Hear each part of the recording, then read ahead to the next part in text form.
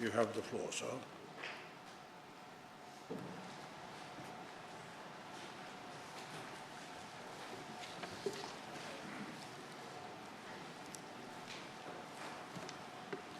Mr. Speaker, sir, the Honorable Prime Minister, Honorable Ministers, the Honorable Leader of Opposition, Honorable Members of Parliament, I rise this afternoon to contribute my wholehearted support to the budget of 2020-2021.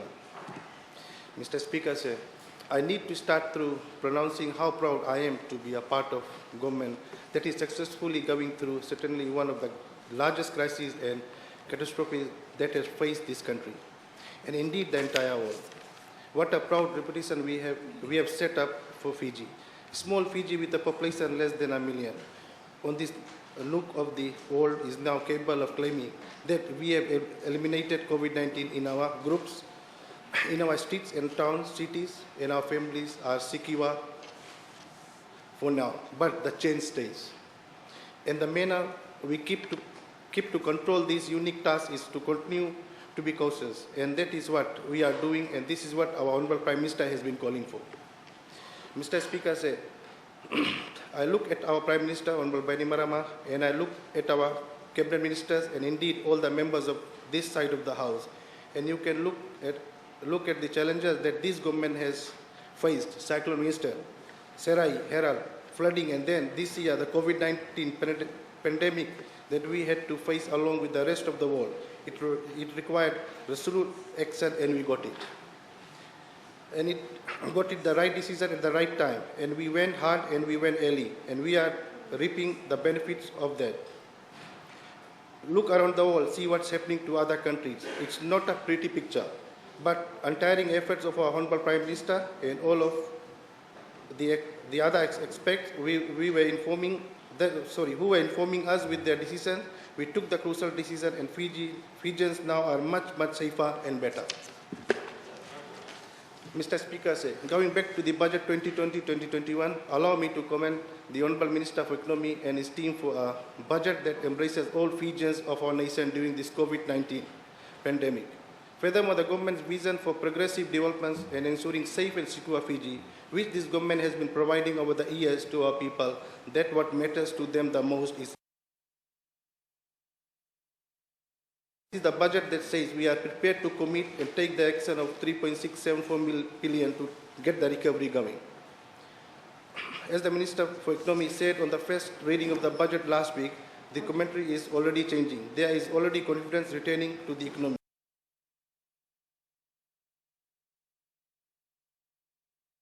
In income support, that's the stuff that we are doing. We put 60 million into the tourism industry because it is going to be a long time for the industry to recover. We have to be real. And I know the members of opposite, the reality is they are equally as concerned as us about that industry. But this isn't going to return to pre-COVID conditions anytime soon. And we've got to support that industry because eventually the borders will open and the travelers will return. And we have to have something for them to return to, an economy that is robust and is growing. Budget 2020-21 is welcomed by a vast majority of stakeholders, including our people, except for the opposition and Honorable Prasad, who can't see the progress of every Fijian. Mr. Speaker, on Mr. Pioro did, because last night I was with him. Mr. Speaker, on 21st of July, Honorable Prasad tried to fool the Fijians via an article published by the Fiji Times newspaper, and I quote the heading, "Biman on budget," unquote. Honorable Biman Prasad forgot that under Fiji First government, every citizen of our beloved nation has the right to enjoy the luxury foods, and not only the rich as it used to be during SVT, SDL, and FB era. Mr. Speaker, Honorable Gerekere Tamba giving a statement in a Fiji Times on 22nd of July, just picking one issue and making a mountain out of a molehill. But she forgot that she doesn't practice what she preach. Honorable Gerekere Tamba drinking water in a jar in the parliament to show the public through social media that is so concerned of the climate of our nation and criticizing plastic bottle. But on 23rd February 2020, same media quote enjoying water in a plastic bottle. Mr. Speaker,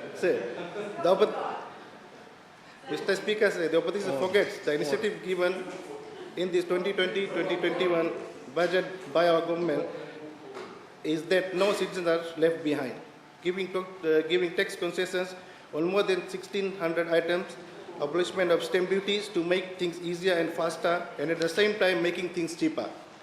Free education, first home buyers program, free medicine, unemployment benefit, and many more are in this budget.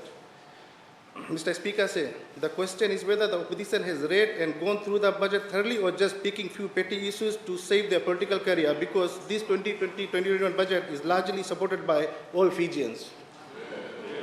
Mr. Speaker, sugarcane farmers has been the ball game in the Fijian political history. It's our leader, Honorable Prime Minister, who has come out clean as a whistle for the plight of the poor farmers who have been suffering before 2006. Mr. Speaker, under Fiji First government, every child is given equal opportunity to be educated. Free education till Form 7, which reduces the burden from poor parents.